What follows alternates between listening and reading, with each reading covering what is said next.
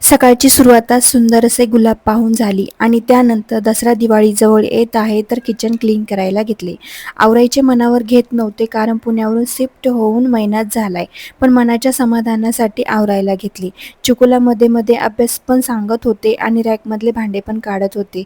या स्पीडने जर कामे झाले असती तर किती बरे झाले असते. असो, रॅकवरील सगळी भांडी काढून घेतली, धुळधाळ काढून कपड्याने स्वच्छ पुसून घेतले.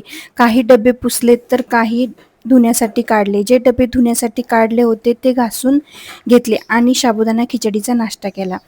त्यानंतर ह्या रॅकवरील भांडी वगैरे काढून पुसून घेतली. भांडी जरी कमी दिसत असली तरी हे आवरण्यासाठी 2 ते 3 तास लागले. असे छानपैकी पेपर टाकले.